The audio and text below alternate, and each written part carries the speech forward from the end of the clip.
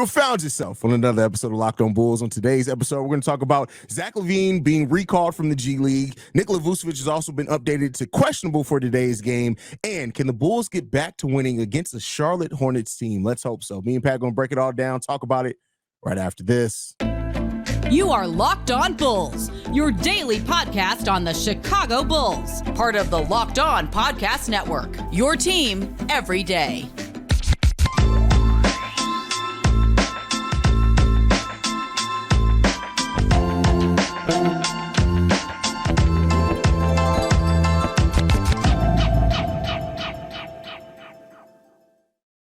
Thank you for tuning in to Locked On Bulls, a member of the Locked On Podcast Network, where it's your team every single day. That's Pat, the designer, host and creator of the Windy City Breeze, and host of the Chicago Bears podcast over at ESPN 1000. I'm Haize, host and creator of Chicago Bulls and Chicago Bears Central's YouTube pages and podcasts.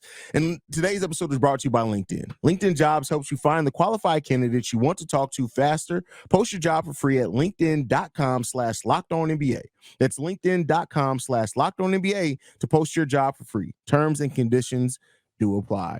Pat, man, the news that we've been expecting, Billy Donovan has basically been setting the groundwork for this all week. He's been basically alluding to this. Zach LaVine was recalled from the Windy City Bulls in the G League, and he and Nikola Vucevic have been upgraded to questionable for tomorrow's game. We're going to focus on Zach LaVine here. We'll talk about Vuce in a second. How do you feel about Zach LaVine finally making his return, albeit a little bit early as well, to the Chicago Bulls? I mean, listen, it's going to be interesting to see, right? Like, it's going to be interesting to see kind of what they're going to end up being able to do. How are you going to utilize him on the court? There's a lot that's been said about Zach LaVine. There's a lot that you got to look at as with this team. And listen, there's a large sample size. And when I say a large sample size, I'm not talking about, right, like, how things are like, oh, just with the Bulls. Zach LaVine is literally the losingest player in the NBA. Like, he literally has the worst win percentage in the NBA. So you have to, now the team was horrible for years. He was on Minnesota. There's a bunch of things that go into that. So it's not just Zach LaVine being bad by himself. He's been a good player, but you have to look at that situation and say, okay, when we've given you talent to go out there and win, losses have still piled up heavily while you're on the court.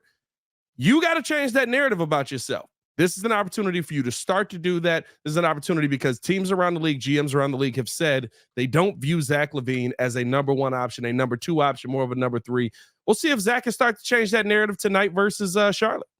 Yeah, I mean, at the end of the day, I like I said, I know there's been a lot of made, and I think it's been a overcalculation now to the other side. Like, the slander has gotten a little bit ridiculous. Yes, Zach LaVine is a flawed player, and I think people forget, too, him, Vooch, and DeMar are all shooting their career lows in true shooting percentage across 100%. The board in almost every facet. Hopefully, Zach LaVine comes back and he's more kind of back to what he has been normally, and he can adapt his level of play because we run now the 9th most catch and shoots opportunities in the NBA. What is Zach LaVine the best at?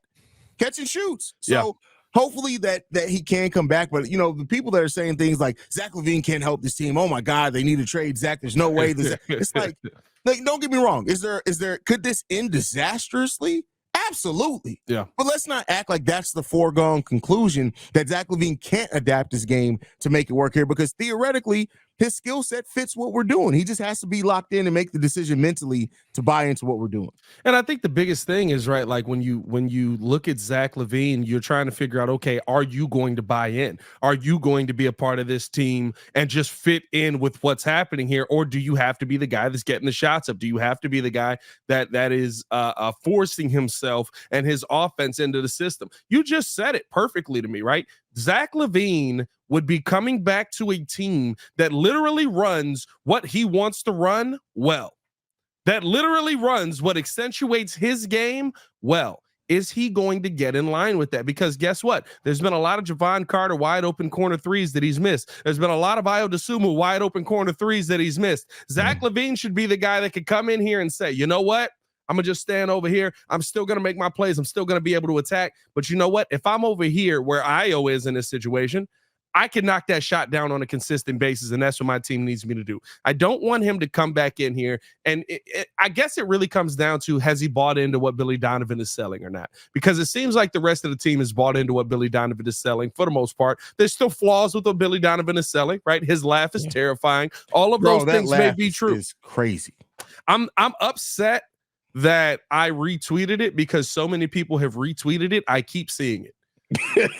I'm very upset. Mute the tweet, bro. I gotta mute the tweet. It's too creepy, bro. That mug, he literally, bro, he seems like a dude that'll give you a 5 and you give him a 20, and he'll be like, yeah. What was that? You Scooby-Doo villain? Like, I don't know, man. But at the end of the day, it's really about, has Zach LaVine.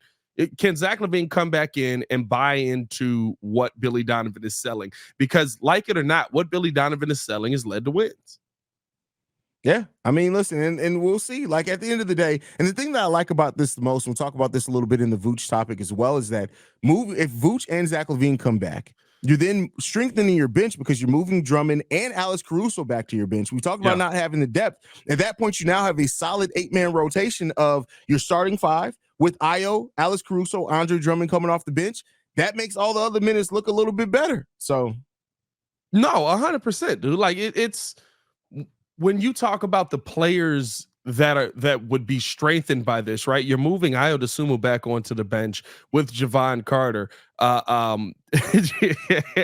Javon Carter doesn't have to go out there and do cardio every week. Yeah, like that's all we're really getting out of him, right? But you're moving Ayo Dosunmu. Well, I guess he's been on the bench, but you're moving him to more of a bench role. He's not coming in giving you those major minutes probably in that situation. Andre Drummond, like you said, going back to the bench. Does that move Alex Caruso? Because what would your starting lineup be at that point? Kobe, Zach, DeMar, Vuce, yeah. So I mean, like, and Patrick Williams, right? So you're pretty much saying, all right, Caruso, you're back on the bench, and we're strengthening. Drum is back. Ayo's now getting the benefit of playing with Caruso again. You're strengthening your team as a whole. Logically, it makes sense, but it all comes down to, is Zach LaVine going to buy into it? Because here's the thing. If Zach LaVine does buy in and he does play well, guess what? Billy Donovan signed for 110 years. We don't know how long his extension is. Zach LaVine is still under next year, and we still don't know how many years it is. I have no idea.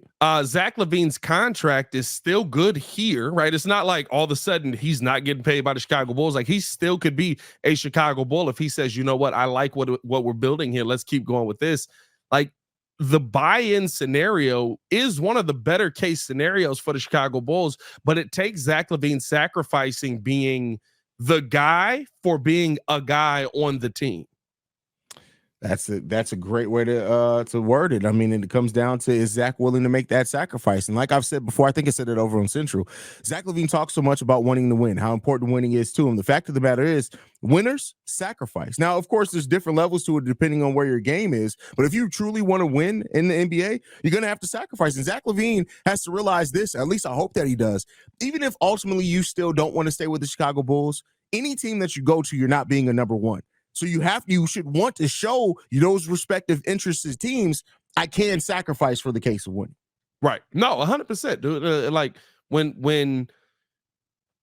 if winning really is the most important thing, which Zach always says, he's like, I just want to go out there and win. It's not about me being the number one. It's not about me taking the winning shot. And I think that he has been somebody who's kind of taken that backseat role throughout since DeMar has gotten here. And I think that is, to me, that has had a lot of people look at him in a negative light. But there's something that's working here that you literally, everything he does well fits perfectly with what this Bulls team needs right now. Is he going to go out there and allow himself to just play within the rhythm of the game? Or do we go back to, I've got to force my shots. I've got to get shots up. I've got to be able to get downhill. I've got to be able to get to the bucket. I have to be the one taking these shots. Like that. That's the part that, to me, about Zach's game and DeMar's game, right? You can't have two guys that are doing it. Like DeMar's going to get a shot. And he's done that in this time where we've been winning. DeMar's been like, hey, I'm getting my shots up though.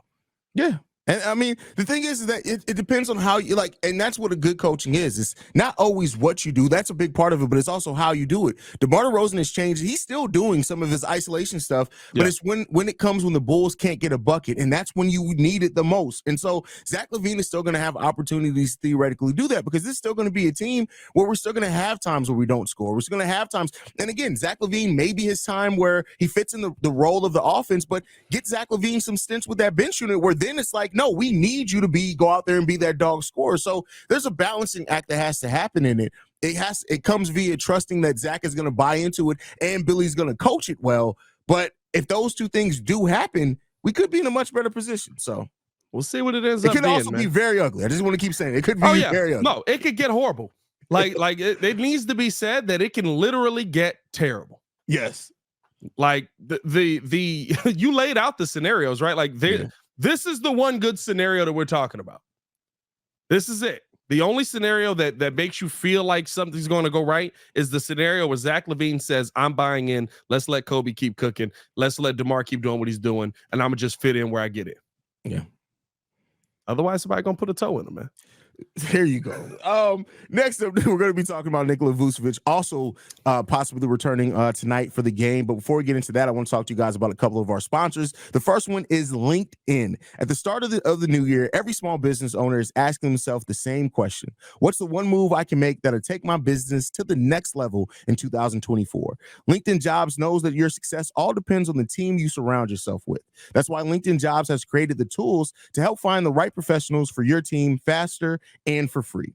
LinkedIn isn't just another job board. LinkedIn has a vast network of more than 1 billion professionals, which makes it the best place to hire. Hiring is easy when you have that many qualified candidates. So easy, in fact, that 86% of small businesses get a qualified candidate within 24 hours. It's why small businesses rank LinkedIn Jobs #1 in delivering quality hires versus the leading competitors. LinkedIn also knows that small businesses are wearing so many hats and might not have the time or resources to hire. Thankfully, with LinkedIn, the process is intuitive, quick, and easy. Post your job for free at linkedin.com/LockedOnNBA. That's linkedin.com/LockedOnNBA to post your job for free. Terms and conditions do apply. Now, I also have to talk to you guys about one of our sponsors, one that means a lot to me and Pat, and that is BetterHelp. Around New Year's, we get obsessed with how to change ourselves instead of just expanding on what we've already been doing right. Maybe you finally organize one part of your space and you want to tackle another. Or maybe you're taking supplements every morning and now you want to actually eat breakfast too. Therapy helps you find your strengths so that you can ditch the extreme resolutions and make changes that really stick. Mental health is a big part of me. You guys know I've talked about it a lot before. Unfortunately, I did lose my little brother at one point in time, and therapy is really the only thing that got me back on the right side of mental health. So guys, definitely do not hesitate to go and check out BetterHelp if you do have some mental health things going on. And like we've said before, it's not that anything's wrong with you. It's just that you want to make sure everything is right. Just like you go get a physical checkup, go get a mental checkup every once in a while. If you're thinking about starting therapy, give BetterHelp a try. It's entirely online, designed to be convenient, flexible, and suited to your schedule. Just fill out the brief questionnaire to get matched with a licensed therapist and switch therapists at any time for no additional charge. Celebrate the progress you've already made. Visit BetterHelp.com/LockedOnNBA today to get 10% off your first month.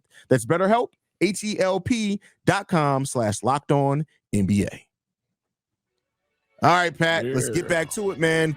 Nikola Vucevic also upgraded to questionable. Now, this fits right in that timeline. Now, there was a little bit concerned Wednesday morning because it seemed like Vuce was really still experiencing some soreness there. Yep. But he did a workout Wednesday. They said that he responded really well to that, was basically pain-free afterwards. So he's now been upgraded to questionable as well. How do you feel about Nikola Vucevic also possibly making his return to the Chicago Bulls today? Listen, I think for all the trade Vuce people, shut up. Sorry. I'm sorry. Did that come off a little bit aggressive? I didn't mean for it to come off that aggressive. What I meant to say was, please shut up. At the end of the day, listen, is Vooch the perfect center defensively? Is he a rim protector? Is he a guy that's going to turn 3 shots a game away? No, but you know what he is? He's an integral piece of a modern day offense. He is a guy that facilitates the basketball well, rebounds the basketball well, gets other guys involved well, continues, like, right, when you see offensively off of the pick and roll, he gives you options. You want to know why? Because even though he's shooting a low shooting percentage, if he gets hot, people still respect his shot. So from the mid-range, from the three-point line, from that little baby hook shot that he does. He gives Coby White options off of the game. Literally, we saw Coby White's offensive game fall off a cliff after Vuce wasn't on the floor. Now, that could also go into the wrist injury. He wasn't able to shoot the three ball well, but Coby White was struggling to get to the rim. Coby White was struggling to finish at the rim. Why? Because when you're playing pick and roll with Andre Drummond, he can only roll. So as Coby White drives, guess what? The large dude's coming down and bringing more defense down into the paint. It's common sense to have a center like Vuce on your team, and he is one of the top centers in the NBA and will finish the season again with double doubles.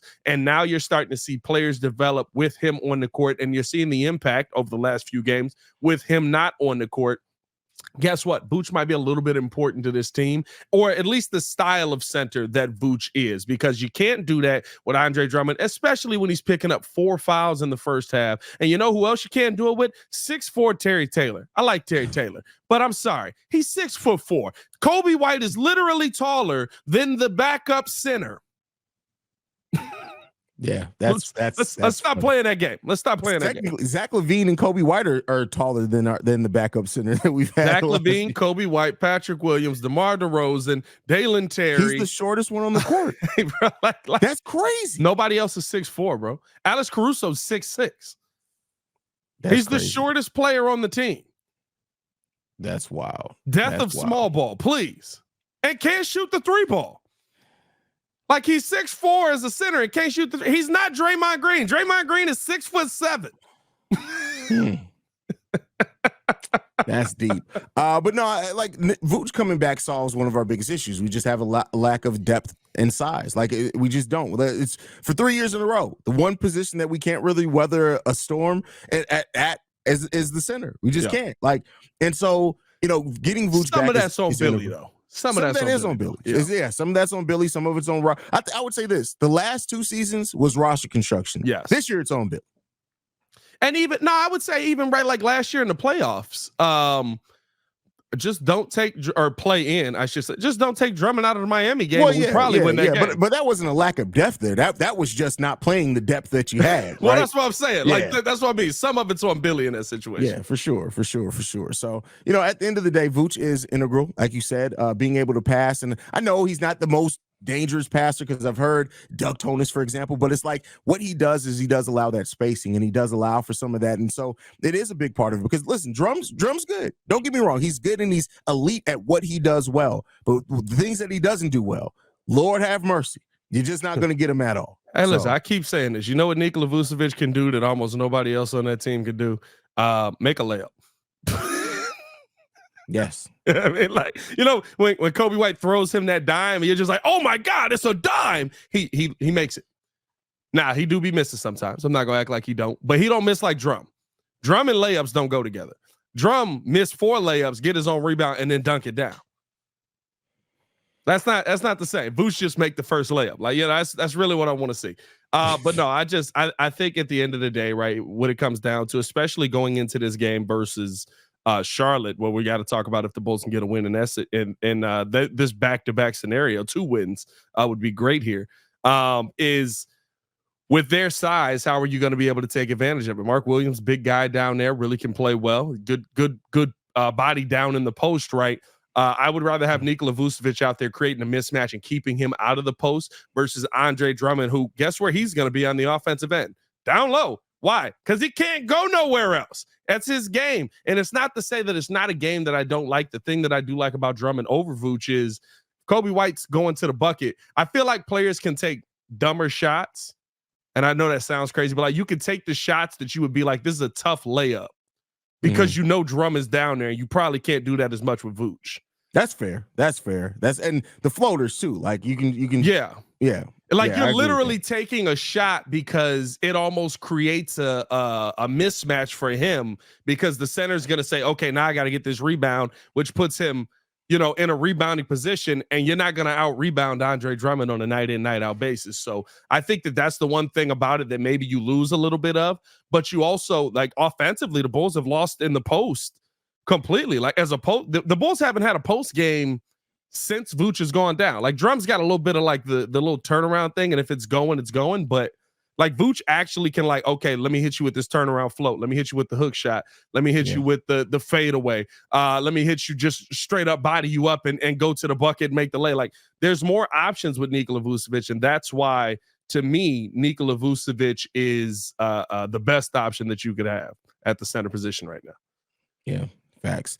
And I agree with everything that you said. And overall, I just like that we can get back. We're still missing Torrey Craig, of course, but I like that we can get back more towards what a full, solid 9-man rotation could be. We still got holes in that rotation as well. Still got questions, but I like that we're able to get back to that. And at a time where the schedule is getting easier as well. So good, really two good tune-up games against the Charlotte Hornets for Vooch and Zach LaVine to kind of get back a little bit in rhythm, and we'll see how they do.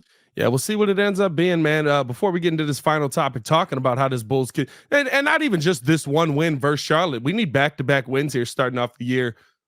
On the wrong side of this, we do have to tell you guys about Hungryroot. Sorry to our friends over in Australia. If you're trying to eat a little healthier in 2024, Hungryroot is here to rescue you from a short-lived resolution by making meal planning easy and nutritionists easy and nutritionious.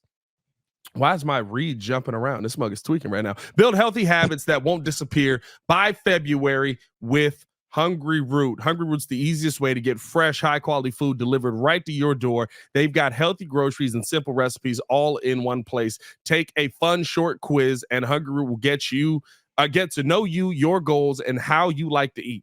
They'll ask what flavors you like, which kitchen appliances you use, and more. And then they'll keep your needs and preferences top of mind and start building your cart with delicious recipes and all your grocery needs for the week. The best part is Hungryroot follows a simple standard. It's got to taste good, be quick to make, and contain whole trusted ingredients. Spend less time meal planning, shopping, and cooking, and more time enjoying food that you'll actually love with Hungryroot. Right now, Hungryroot is offering Locked On NBA Channel Day listeners 40% off your first purchase and delivery and free veggies for life. Hold on now. Just go to hungryroot.com/locked-on to get 40% off your first delivery and get your veggies. That's hungryroot.com/locked-on. Don't forget to use our link so they know that we sent you.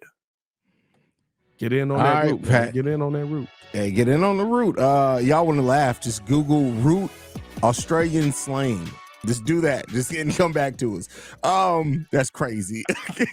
So the Chicago Bulls face on that hungry Hornets, root, man. And one of the things that is funny, right? Because of the crazy historic losing streak that the Detroit Pistons was on, people completely overlooked that the Charlotte Hornets were on a 12-game losing streak. They just snapped. They did win their last game. But the Bulls face off against the Hornets in their next two games. You got Gordon Hayward's out. Mark Williams is out. Lonzo Ball has been out. LaMelo Ball. Lonzo Ball is also out. Lonzo Ball also out. LaMelo Ball also out. I didn't say a false statement. You were correct in both statements. Yes. But how confident are you, considering that we've seen the Bulls come up against teams that theoretically had some major pieces injured before? How confident are you the Bulls can get a win? I'm actually pretty confident. I mean, listen, like the Bulls have, it feels like the Bulls have set a standard, right? And we've rarely played below that standard. I mean, like the Philly game is the one outlier where it just felt like, yep, we got nothing for that. And we kind of knew we had nothing for that going in. It was like, Joel Embiid's back. We just beat Philly. They're not going to let us lose or win back-to-back games. This is probably going to be ugly. We didn't think it was going to be that ugly, but we knew it was going to be ugly.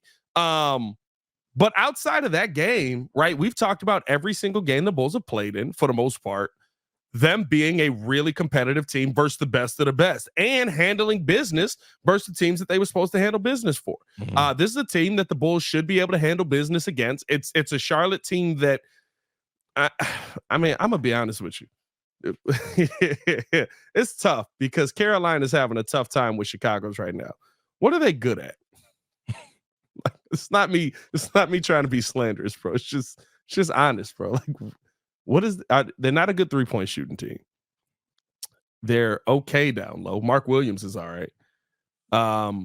They're not a good mid-range shooting team. They're Miles poor Bridges defensively. with nothing but the hits. I don't know what to tell you. They're poor defensively, bro. Yeah, I mean, all of a sudden Miles Bridges can't hit anything. Like, just like, what are they good at, bro? Like, we should really now watch the Bulls lose by 20, but like they shouldn't. And all I can evaluate on is what we should have going up against them for the next 2 days. Like, they beat the Kings, and that just felt wrong. Yeah. And it literally took everybody getting hot. Like, Terry Rozier ended up putting up 34. I think Bridges went off for 27 in that one. Like, PJ Washington ended up having a nice game. Like, it takes everything working perfectly for the Hornets to find a way to beat a team. They're not a good basketball team, bro. Yeah, they're not. They're bottom of the league in defense, bottom of the league in offense. Towards the bottom of rebounding, they're the fourth worst rebounding team in the league. Like you said, what do they do good? I don't know. I'm not gonna lie, bro. We can get rid of the Hornets. I'm not attached to that team, bro. Like, you know, like at first it was like, oh, the Hornets are back. This is cool. We can get rid of the Hornets, bro. We don't need them. We could have kept the Bobcats. Yeah. The Bobcats felt wrong too. And just move them to Seattle, bro. Just bring the Supersonics back. Even though Seattle's struggling to keep teams at the same time. I don't know. Like, struggling as hey, move Charlotte to Vegas. Let that be Bron team. And then Bron go fire everybody. Bron could you imagine Bron owning the Hornets, which Jordan used to own? Hey, that's just starting it all over again. Hey, listen, and immediately cutting everyone. He'd probably only keep LaMelo and Mark Williams. Like, why is Scary Terry on this team? Because they have to have a point. He's the only point guard that can stay healthy. You want to know what's hilarious about the Hornets right now? And this is going to be bad. This sounds bad, but it's just true. Like, the Hornets have a bunch of players on their team that you didn't know was still in the league. Did you know Ish Smith plays for the Hornets? I did. Yeah, Cody Martin plays for the Hornets. Yeah, I mean, like, you just kind of start going through JT Thor, Hornets. Yeah, I knew that. I mean, you start going through some of the names on that team. And you're just like, I forgot that dude was in the league. Gordon Hayward, Hornets. We know we knew he was on the Hornets. Like, dude, Gordon Hayward feels weird at this point. Like, I saw him on a podcast the other day. Why are you feeling Gordon Hayward? No, it feels weird because like it doesn't seem like his career ever started when he left the Celtics. Like, and he's put up some good seasons. Yeah, he just can't stay healthy. When he's playing, he actually's been pretty solid for them. But yeah. Yeah, Michael paid him a lot of money for no reason. That man hasn't played over 60 games since 2019.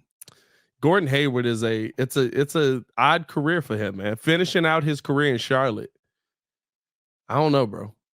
That's sad. Watch. He's gonna go to a team and be like their eighth man off the bench and somehow have like a great playoff series and they're gonna win the finals. It's gonna happen. To me, he's got to transition his career. Like if he became like just a 3-point spark off the bench, I would love to have Gordon Hayward on the team. But I don't want the Gordon Hayward that like is still trying to go out there and be, you know, a cook show. Like, nah, I don't need that, bro. I don't need the one that was in Utah. I don't need the one that went to Boston at first, right? Like, I don't need that guy. I'm okay. I don't know. I don't know how we got into Gordon Hayward talk, but it is what it is. Hey, at the end of the day, Bulls should win by 100. Just because you said that, now we're finna get our ass kicked. Thank you. Probably, bro. Probably, but it is what it is. I mean, listen, what you should do and what you actually do. If the Bulls lose this game against the Hornets, do you know how many people, no matter what Zach LaVine does, blame Zach LaVine? Oh my God, bro. They gotta win. They gotta win. Bro, the Hornets lost to I thought so. I was trying to find the game. The Hornets lost to the Sixers 135-82. That's crazy. Like, nah, bro. Nah, we should not lose this game, bro. They're dog water. Follow us on everything at Locked On Bulls. You can follow me on everything at Pat the Designer. If the Bulls lose this game, trade Zach. Like, I don't know what to tell you. You guys can follow me at CEO Haize. That's hilarious. Make sure you guys are checking us out as well on every podcasting app and platform, as well as YouTube. And thank you guys for checking us out every single day. Me and Pat will be back live after the game briefly. It's only 15-minute live, but we'll be there nonetheless, man. For Pat the Designer, I'm Haize. It's been Locked On Bulls. Peace, y'all. Peace.